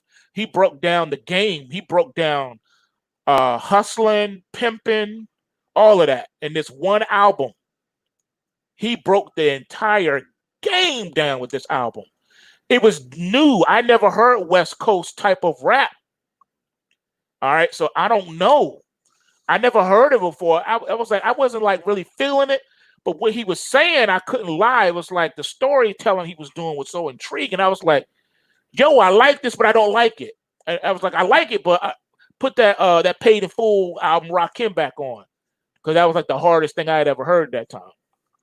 So gangster rap started coming in. Now, the perspective from what Ice-T brung it, he wasn't on the NWA time. He was gangster rapping, meaning he was breaking down. He was like the KRS-One Chuck D of gangster rapping. He was breaking it down. He was explaining the culture in the inner cities and stuff. All right, he was coming from that part. All right. Then you had NWA come out, and they was talking from the perspective of gangbangers. They was gangbanging on wax. Like for real. They was gang banging on wax. All right. So NWA was the first people to come out, and straight up say F the police. All right. They was hard. They was talking about blowing people's heads off. Like for real, for real. Don't let me catch you on the strip. All right. So you had these different elements, man. And then you had something else evolving also. So let me break down the highway for you. All right. Yeah, Too Short I would put in Ice-T's category because Too Short was a storyteller. He wasn't a gangster rapper. He was a rapper that was spitting gangster game to you like Ice-T. All right. It's a difference. Again, I put Too Short on the level with Ice-T and KRS-One and Chuck D because they were conscious rappers, believe it or not. All right. Too Short and Ice-T were conscious about the game, about the hustle. They was telling you about the lifestyle, not necessarily glorifying it, just explaining it to you, giving it to you in the raw. But then you had gangster rappers That's what NWA was. They was gang banging on wax. They wasn't just breaking down and truth telling to you, spitting game. They wasn't spitting no game. They was telling you, we blowing heads off. We taking heads off. That's a difference. NWA created a different lane. All right, a different lane. All right. Again, Ice-T broke down and explained the game to you like Too Short did. They were storytellers. Their stories were riveting, incredible. Classic dudes, one of the best of all time right now, straight up. You can't even do a top 10 list or a top 50 list or a top 100 list because there's so many lanes within rap. And so many people made their own lane. They got their own category by themselves with no peers. All right, Ice-T's one of them. You take Ice-T's, the album I'm talking about, it's one of those classic rap albums of all time. There's none like it. It's like Too Short. You can't say nobody sound like them or that they were sounding like anybody else because they were just so different in what they were doing. Nobody was doing that. To this day, nobody can do that. That's them. They by themselves. We have to have a rap conversation. Maybe we'll do a rap live and I'll break down different things, how me and my friends used to break down different aspects of it. But anyway, not to get off topic. So this gangster rap really started taking hold. So you had people banging on wax, right? But then you had another faction that came into play. All right, and that's this. Ice-T, Too Short, that's West Coast. What about the East Coast, right? Now, I told you Just Ice was the first dude to spit gangster bars, all right? He was the first, but he would not be the last. So, again, we're still in the 80s. We ain't left the 80s yet. We're still in the 80s, all right? We're in 89. We haven't even got to the 90s yet. We're in 89. We're still in the 80s, which laid the foundation for everything you see and hear today. All right, I could do a whole nother live on that and prove to you that the 1980s was the most pivotal point in music history. The 1980s was more pivotal than the 70s and the 60s combined. And I can prove that to you. You had more brand new genres of music in the 80s than you've had in any other time period that I can think of. The 80s gave you so much new music, new lanes of music. I can't even name all the artists. It's so many. We wouldn't be, you would have no extreme metal today if it wasn't for the 80s. Extreme metal / thrash metal had its origins for you in the 80s. Classic albums. Don't make me go in. I can go in. Where you want to start? We can start. We can go to 7 Churches with the group Possess. We can go with 7 Churches, Possess. Classic album to this day. And almost paranormal type riffs and shredding. Then you had groups like Bananarama and Yes and Aha, and you had all these groups coming out of Europe with a whole different sound, and you were like, what is this I'm hearing? This is weird, but I like this. You had all these different types of pop and George Michaels, and you had so many types of, then you had R&B, and then you had like 19 different lanes of R&B, because you still had some of the 70s type flow R&B coming out at that time, but then you had new R&B coming in the 80s. They had rap to it. Remember, you guys forget. You forget, but this is before, rap came to be in the way it is now. Don't forget, you had different styles and flavors that were super underground that people forgot about right now. And I'm about to hit you with this. How about this? Do you remember the rapping Duke, the rapping John Wayne with that song? The ha ha ha, the ha ha ha ha. Remember that? Yes, the rapping John Wayne. Again, a different style. It was a precursor to what's happening right now. All right, and don't forget the double Dutch bus. Remember that? The double Dutch bus. Don't let me get started. You have there were so many lanes in the 80s. From 1980 to 1989, there had to be like 100 genres of music coming out. Like, for real. And don't forget this one. Pass the Dutchie on the left-hand side. Pass the Dutchie on the left-hand side. They say, boom, boom. Remember that? Come on, come on. Again, you ain't never heard nothing like that on the radio in the U.S. until that song came out. Menudo tore your head up, and other groups like that. All right, it was crazy. We had so many different genres and lanes. Then you had soft rock, hard rock, heavy metal, extreme metal had its origins as far as blowing up like it did back during that time. And you had all these things going on at the same time in the 80s. But that gangster rap did something. It did something that no other genre or style of music ever did, and it affected the whole of society. The whole of society. And it spilled over into all genres of music. Follow me. Follow me. You had songs with drug references in the early 80s before you even heard Sugar Hill Gang. All right? You had songs about cocaine, songs about weed, songs about heroin, songs. I can't even name all the titles. You had so much. All right? But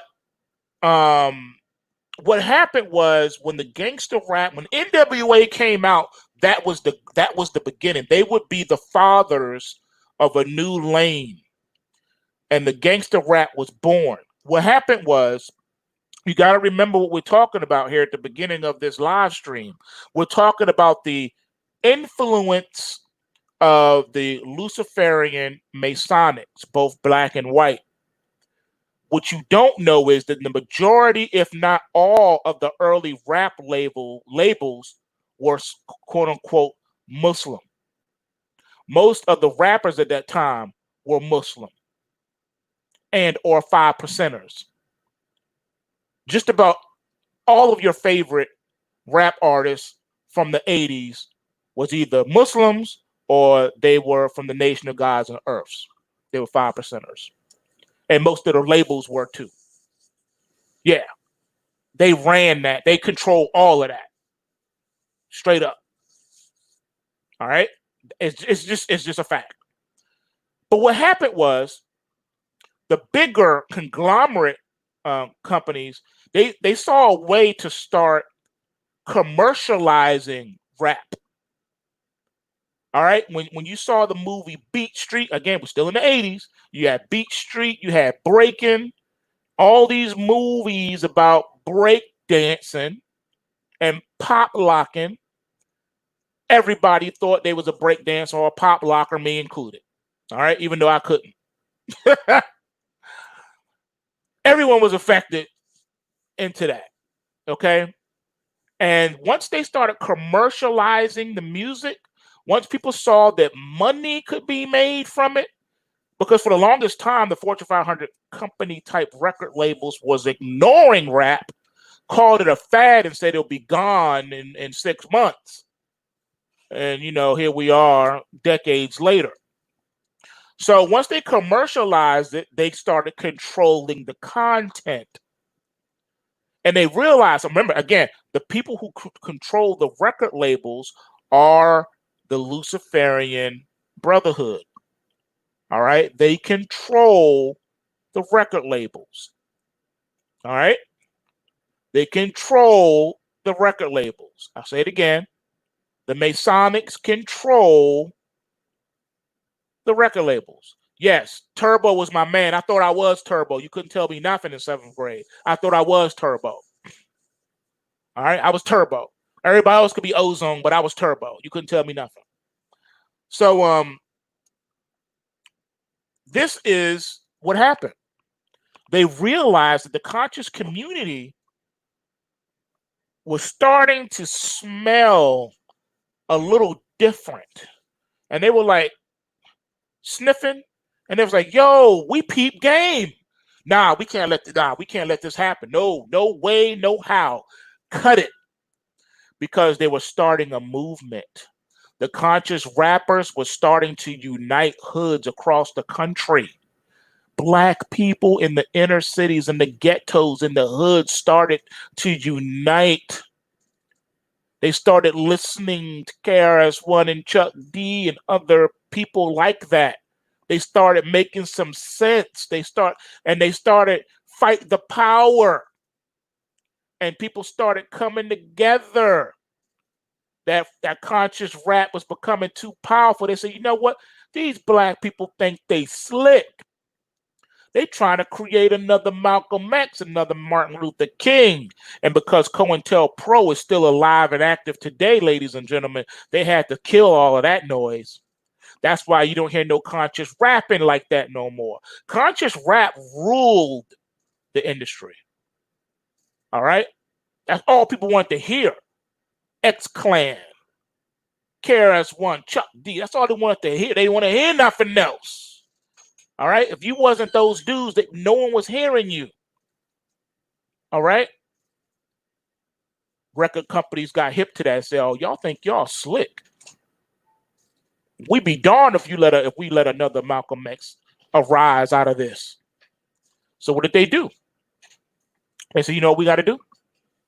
We got to tear the city up. And they came up with a plan. It got to the point, since they controlled the music, they controlled what type of music you heard. Remember, the record industry controls what you hear. So they said, okay, fine. We're going to make it known to them that if they want to produce this next album, it's not going to be conscious. And they started saying, we need a hit from you. We need hits. See, that's how they get you. They said, we need a hit. Your last album sold, okay, it did all right, but we need a hit. We want a crossover. We want the white kids to get involved and to buy your albums, and we need a crossover joint from you. We need a commercial type thing. We need them to like you. All right. So it got to the point where you saw this weird thing started to happen. Now remember, these are different currents running in the same river. You have multiple currents running in one river. So while the record execs were like, nah, we need to stomp all this out. We need them to focus on commercial hits and crossover records. But at the same time, we need to keep the hood where it is. We need the hood to stay hood. So we need commercial hits. And you know what? This gangster rap thing could just work. This could be the tool that we need. And so that's what they put out there. So if you notice something, you guys, by the time 1990 hit, gangster rap exploded. And it wasn't just coming out of New York. It was coming out of LA. That's when you had your E40s and you had all these people coming out. You know, everybody was hardcore. Everybody was hardcore. Everybody was hardcore. I will blow your head off. I'm a gangster. I will blow your head off. All right? So here's something else that happened with that in the same lane. While all this was happening, you started hearing something different. Remember, you had all these undercurrents in the same river. People started selling out, is what they call it. When you would make a commercial hit, it wasn't street and it wasn't conscious. It just had a good beat, a good sound, a good cadence, and a very catchy chorus. You know what we called that genre of music? We called it house music. House music. House music. House music. House blew up. House started taking off between 89 and 93. That was the golden years of house music. House music, man. All right. And then from house music, you had different versions and genres within the house genre. but everything became house music. People wanted to dance and they wanted to make you dance. You wasn't a hit unless your song could be played in the club. All right. So that's what that was. So then they started giving you house music, dance music. But then they realized, yo, why we limited it to house music? What we can do now is we can make another kind of music. And this was the beginning of what you see now, a lot less, but it's still out there. They called it club music. Club music became mad raunchy, and it was about everything was sex. And for a brief period of time, they allowed it to get more sexual as time went on. It became more sex to the point where people were actually making sex records, and they wasn't mincing words; they were playing. All right, and so by the late '90s, you had songs come out. Do y'all remember this one? "Put It in My Mouth." Remember that song? The nastiest song you ever heard in your life. "Put It in My Mouth." Y'all remember that song? You know, you was in them clubs. You heard that song. You heard the lyrics of that song. All right. So this is what happened. These evolutions of different genres came out. All right. Everything was about that and club music. But then it changed as the 90s start pushing along. We had a different type of club music. They say, why are we limiting ourselves just to house music and club music? They went from your Studio 54 music to straight up nasty sex music. They say, yo, nah, we can take this to another level. You know, there's more than just a regular club and the house music. You know, we have strip clubs too. The strip clubs need some love. So then that came your strip rap. And that's when the Little Johns of the world came out. Every video had video vixens in it, half-naked women stripping, dancing on poles. All the music that was being made was stripper music, strip club music. Right, tip drill and drill music. And mumble rap was the final evolution of all of that. But there was a reason for it, you guys, and that's why I want you to open your eyes and hear what I'm saying. Understand what I'm saying to you. Gangster rap evolved and is in the same category as the house music, as the trap music, as the drill music, and the mumble rap. They're all in that gangster rap category. You say, how in the world can you put all those things in one category? You want to know why they're in the same category, ladies and gentlemen? Are you ready? Because these types of music, you hit it. You hit it before I could get it out my mouth. There you go. You are the winner of today's prize. So what happened is these musics had different beats per minute. They were faster paced. All right. Everyone knows that different types of music releases different types of amounts of endorphins in your brain and also affect your subconscious. All right. So these musics require less of a brainwave function. You don't really need to sit down and think and concentrate. You can listen to these musics and basically become hypnotized and veg out because that is the frequency that they are operating under, a different frequency and different beats per minute. That's why rap music in the beginning, well, not the beginning, but as we got to like 89 into the early 90s, the rap tempo was a lot faster and people were rapping faster. As a matter of fact, you can actually make a comparison if you really want to break it down as far as now we're getting into cadence and we're getting into styles and flow. But rap in the beginning, not talking about the Sugar Hill Gang, but within that same genre, they used to rap really fast. All right. And I'm not talking like Twister type fast. All right, I ain't talking about him. I'm just saying, or Busy Bone, or Jazzo. I'm not talking about that. I'm talking about, the Curtis Blow type rap where it was multisyllabic and faster.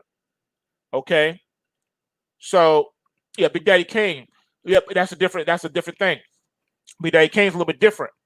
That was a genre that I was explaining to you before. Before gangster rap evolved, you had people who were gangster with their lyrics, but they weren't gangsters, not gangster rap and not spitting game. When I say gangster rap, it's two different things. You have a gangster rapper. A gangster rapper is a person who is like, it's like, NWA. We banging on wax, we're gonna blow your head off.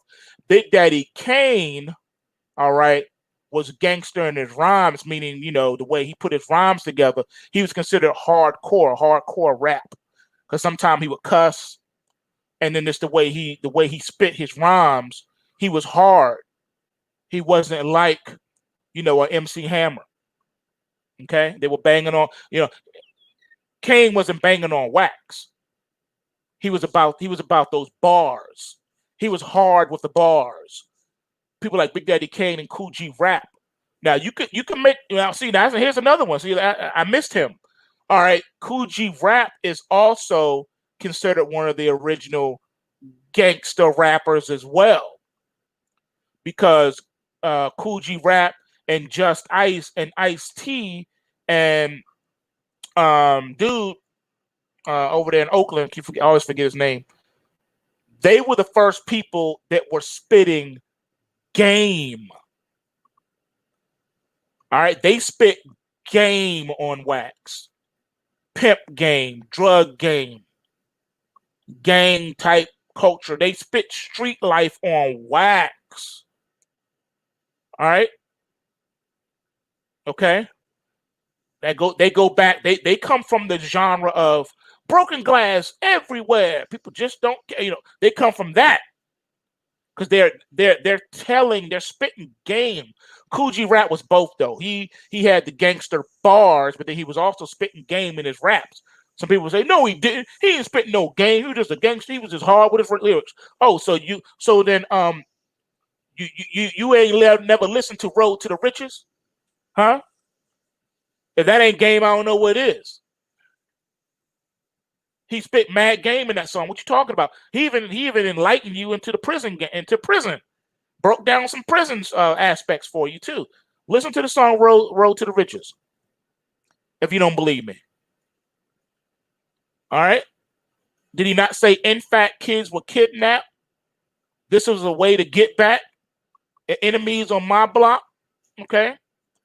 Did he not say that? Huh? So again, he's both. Cool G rap is both. He's both.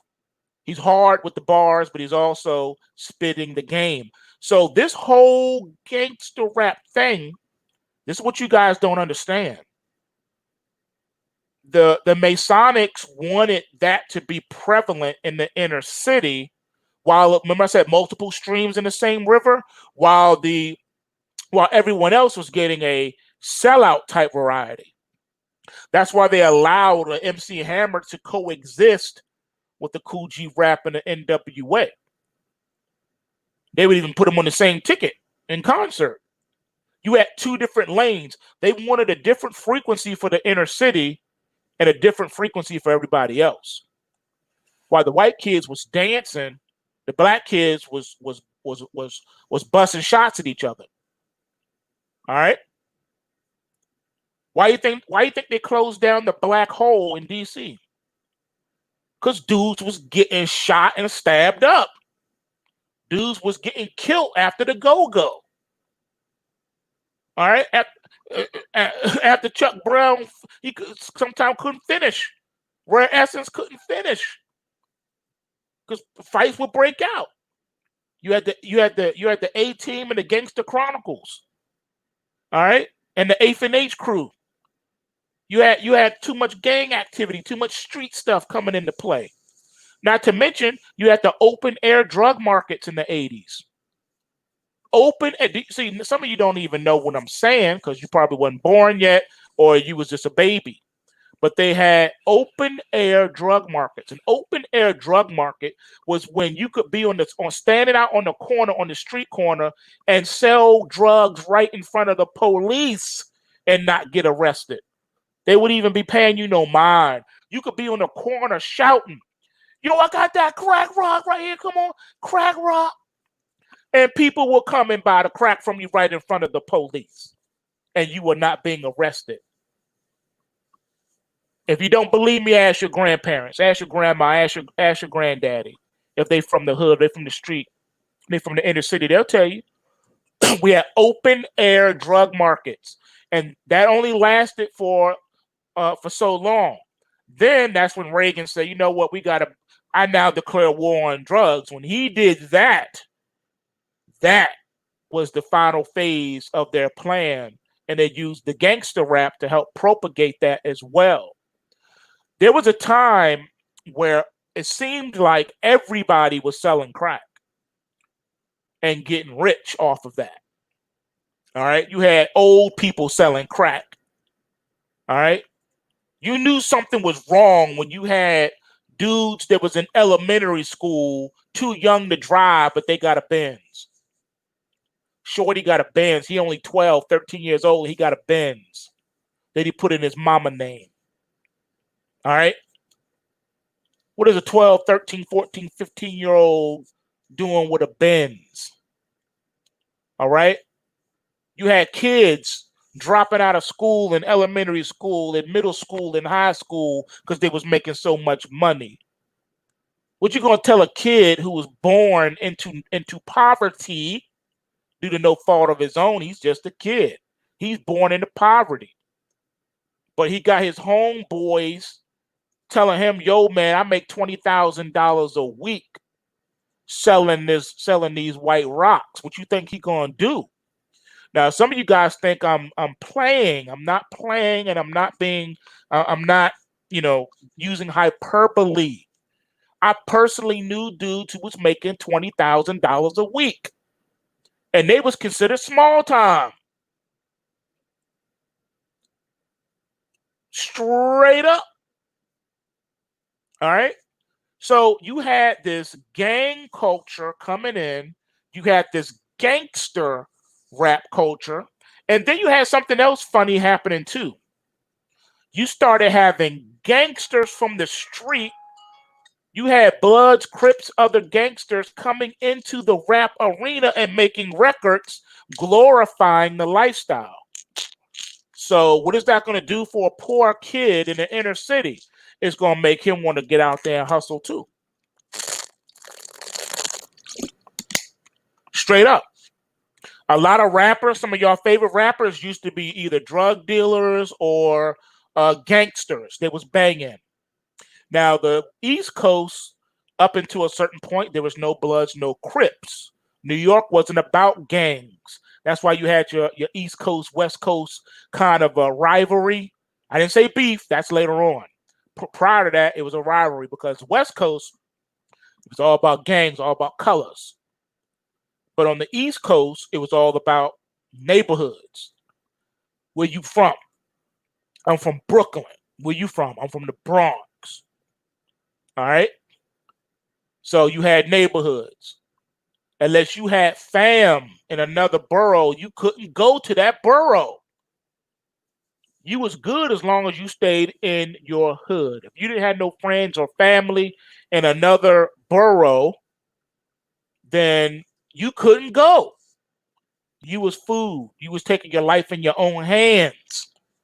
Yo, come to the Bronx with me. I'm going to visit my grandmother.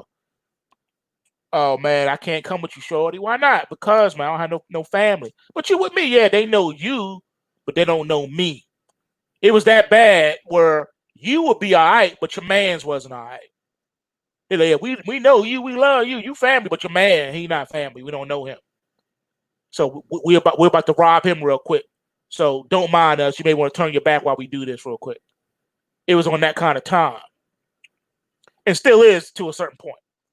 So what brought that on though? What brought that on? Because remember, the record industry is giving you this low brainwave frequency type music. All right, that's feeding into this. They're glorifying the lifestyle. Everybody wants to be a pimp, or everybody wants to be a drug dealer, because that's what they see.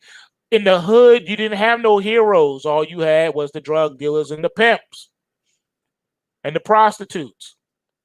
All right, little girls gravitated toward the prostitutes, and the dudes gravitated toward, the drug dealers and the pimps. Now you say I don't agree. Okay, well, why is it that every girl now is twerking and stripping? Because that's their lane. You come from the inner city, you come from nothing, you drop out of school, and you go strip, and that's how you make your money. If you're a dude, okay, Biggie said it the best. Either you sell crack rock or you got a wicked jump shot. Boom. Okay? Girls knew they could become prostitutes and or strippers. Sometimes it's both. Dudes know they could be pimps / gangsters selling rock in the street. So that was the lane for you if you was in the inner city. That's what you were told. You was told that because the music told you that. And they glorified it. And so you was like, okay. Now, here's the sad part. And this is what I built all this up to get to this point. Most of us can go and see Friday the 13th, be entertained, and then go home. Most of us can go and see Freddy Krueger's Revenge, be entertained, and then go home. Most of us can go and watch Leatherface get busy with that chainsaw, be entertained, and go home. Most of us can go to the movie theater and watch New Jack City when it came out, or watch Ice-T's Power when it came out, be entertained, and then go home. However, there is a certain percentage of the society that will go and see the above movies, not be entertained, but become inspired and then go home. That is where the problem came in. That's why you have people that were born in the inner city, coming out of the hood, born poor, who go on to do great things. Because they say, you know what, I'm going to focus on my education, focus on my books, or I'm going to focus on owning me a business. I'm going to go learn a trade, become great in it, and then I'm going to market myself, have my own business. Or I'm going to do retail. I'm going to sell T-shirts. I'm going to do whatever the business is. So you have two lanes coming out of the hood. You have the productive lane coming out of the hood on the right-hand side. These are the people going on to work jobs and or careers or become entrepreneurs. Then you have the left-hand side coming out of the hood that is going on to become sex workers and gangsters. All right? And that's just a fact. Now, you would say, well, that's because those people who go left are the ones of lower intelligence. All right? Sometimes that is the case, but often it's not. Often it is not. You cannot assume because a person decides, I want to be a drug dealer, I'm going to be a gangbanger, I'm going to be a sex worker, that they are of lower intelligence. That is not true. As a matter of fact, some of the most brilliant masterminds in business today used to be masterminds in the street. You think you can become big time selling drugs and be an idiot? Oh no. Oh no. That takes a great amount of know-how and salesmanship and business acumen. All right? You're not a dummy if you're big time in the street. It's a lot of little time people in the street, but I'm talking about the big players. All right? You think the girl on the pole in the strip club who became so famous that dudes from all over the state want to come see her? You think she got there just because she's an idiot? No, she's intelligent. She knew what to do and how to do it to get that bread. So you can say she is also an expert salesperson and a brilliant business-minded person. She knew what she was doing. She knew how to do it and do it in a way that it made her famous. And now dudes all over the world want to be with her and want to come see her. All right. Need I name some names?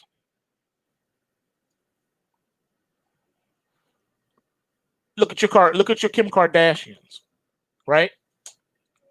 Look at those individuals of the world. All right. So you got people like that.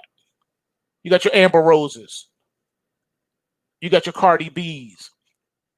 You think they dumb? You think they stupid? Of course not. They know what to do. Look at your Black China. I'm not saying they're geniuses. I'm just saying they're not stupid. They're not stupid. I didn't say they were geniuses. I said they're not stupid. There's a difference. Big difference. Okay? So all I'm saying is just because people go left doesn't mean they're stupid. All right? And just because people go right, it doesn't make them necessarily smart either. All right?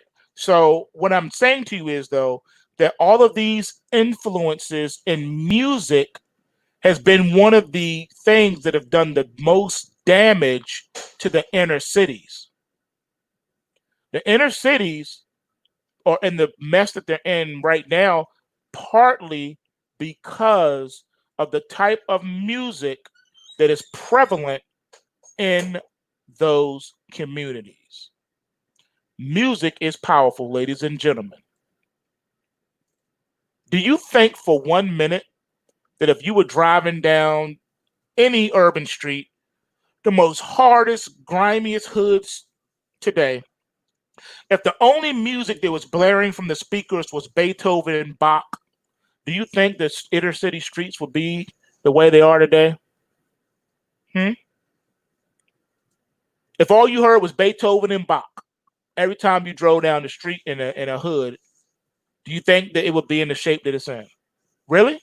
Do you really believe for a minute that if you drove down the most grimiest city you can think of right now, the most grimiest hoods right now, that if instead of gangster rap blaring through through the speakers, that instead of that they had the positive rap from KRS One and Chuck D, do you think the hoods will be in the condition they're in right now?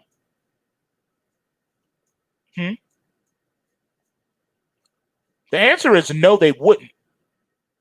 If conscious rap inundated the inner city along with classical music, it would not be the inner city the way it is. Just because people are poor doesn't make them savages. People choose to become savages. It's a choice. Don't say I didn't have no choice, man. I grew up poor. I was an orphan. You still have a choice. You can choose to do things one way or choose to do them another way. It's still a choice. You have a choice what path in life you take. All right? You have a choice. Unless someone put a gun in your head and said, do this right now or I'm blowing your head off, you have a choice. And even then, you still have a choice. Even if someone sticks a gun to your head, you still have a choice. You can say, no, better to die with my integrity intact than to live without it. You still have a choice. Like I say, even if choices are narrow, it's still a choice. You can still choose to do something or not do it. All right? It's still a choice. All right? It's still a choice. The choices that they have been choosing in the inner city have been the wrong ones. All right? So part of the blame of what's happening in the inner city are the people that live in the inner city. But then they're not alone, though, because then you have people that prey on the inner city as well. A lot of damage has been done to the inner city. And it's been done by the Luciferians, by the Masons, by way of a place called social services. Social services came in the 70s and said, we'll help the poor family out, but you got to take the man out of the picture. If you take the father out of the picture, he can't live here, then guess what? We'll give you the money and we'll help you. That's right. Why would they do that? They didn't do that in the white neighborhood. They only did it in the black neighborhoods. See what I'm saying? They had help getting to where they are right now. Not to mention, don't forget, the Masons, the CIA, the Democrats, the Luciferian Party got together and introduced crack cocaine into the inner cities. When the CIA did that, they knew that their job was to destroy the inner city, take the hope and the heart out of the inner city so that they would not have to be worried about them coming together to cause a problem. So as long as they kept the crack flowing in the inner cities, as long as you keep all the problems flowing, all the violence and stuff happening, then they don't have to worry about you. Another thing they did too, and this is something I'm fast forwarding now to the 2010s. Enter the 2010s, right? What are they popularizing now? Mental illness. They have created a society of mental illness. Tens of millions of Americans are mentally ill. And that's straight up, mentally ill. Tens of millions of Americans are on some type of psychotropic drug that rewires your brain chemistry. Why do you think there's such a rise in bipolar? Why do you think there's such a rise in schizophrenia? Why do you think so many people are unempathetic and have no conscience? Why is there such a rise in narcissism? Why is there such a rise in psychopathy? There's a reason for that, you guys. Why are we experiencing the highest suicide rate ever in the history of the United States since they've been keeping records?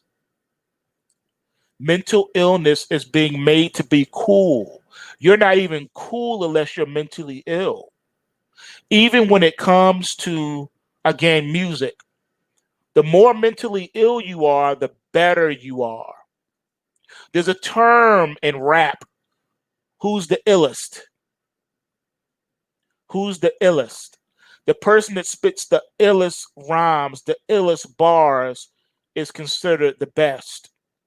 Now, you guys in the live chat, I saw what you typed earlier. I was saving it for this part of the segment. You mentioned Eminem. That's where he comes into play. Notice his rise was right during the latter stages of the 90s. That's when he really started to rise. And what was his job? To glorify mental illness. He made songs about mental illness. He made songs about killing his baby mama. He made songs about committing suicide. All right? Eminem represented the nutcracker. All right? He was the cracked up lunatic on the mic who spit the illest rhymes. Again, using the term ill. What does the word ill means? It means sickly. All right? Sick. Yo, them lyrics was sick. Diseased. That's what it means, diseased. Whoever can say the most insane things in their raps is considered the best rapper. Yo, I'll rape your moms and I'll rape your wife and I'll rape your daughter and I'll slice the knife. Oh, dude, it's ill. That was sick. Eminem is the grand master of diseased lyricism, sick illness lyricism. All right? He popularized being a lunatic. Being a lunatic is cool. Just look at the Joker. Look at Harley Quinn. They're cool. Look at the Suicide Squad. Why do you think they call it the Suicide Squad? Oh, they're going on a suicide mission. Suicide is the key word they want you to take from the phrase suicide. Harley Quinn and the Joker committed suicide together. No, when did they commit suicide? or you forgot when they jumped off the top pier into the vat of toxic pink chemical concoction, whatever that was. First of all, a fall from that distance would have killed most people. Just the fall would have killed people.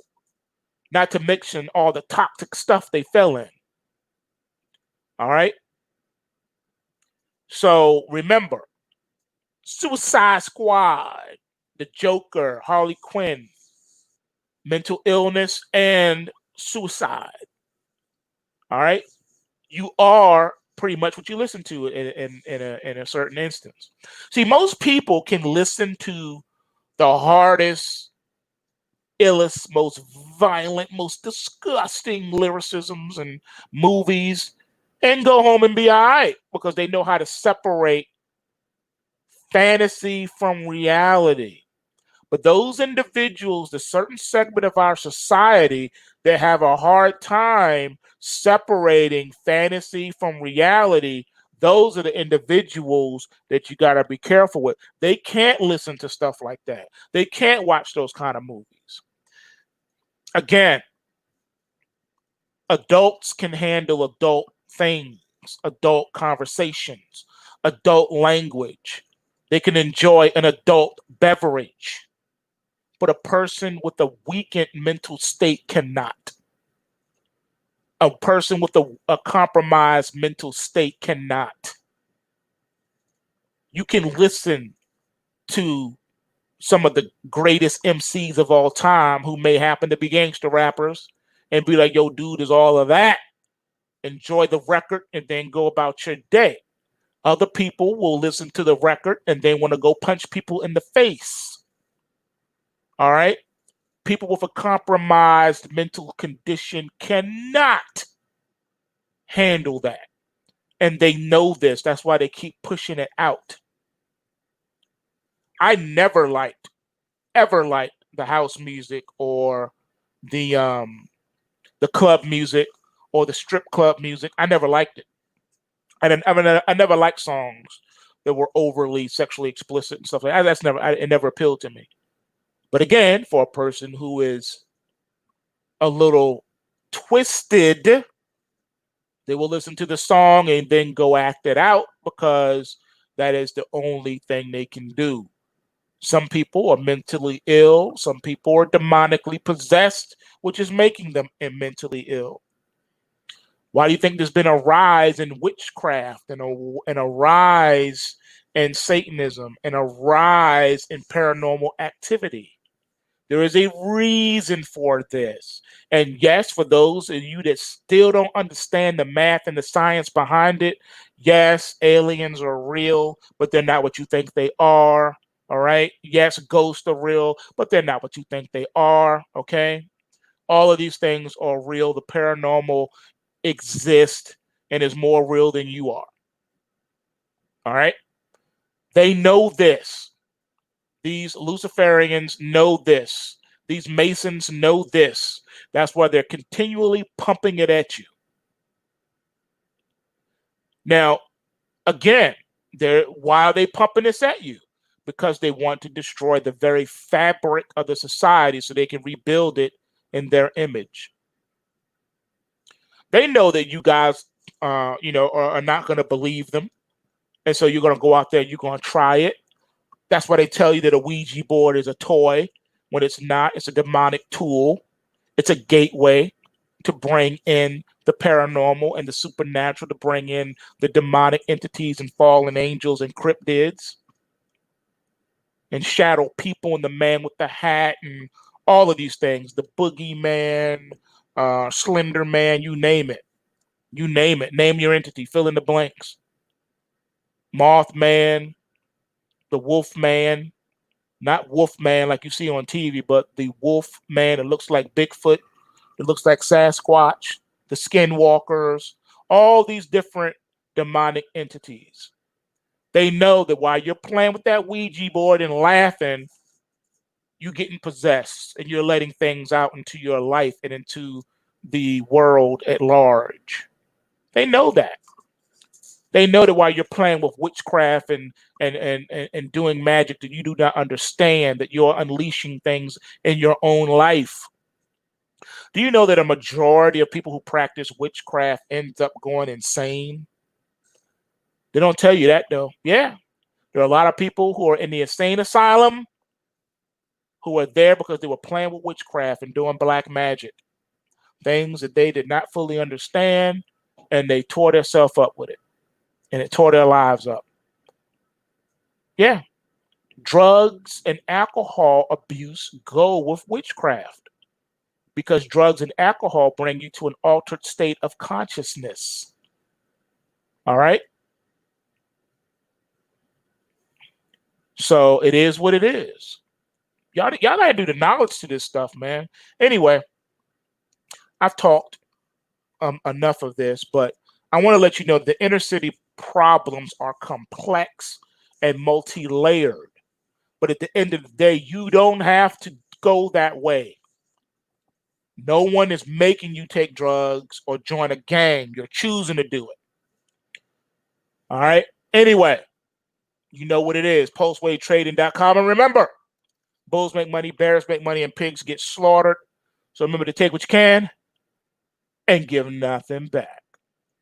And I'm out. Purge.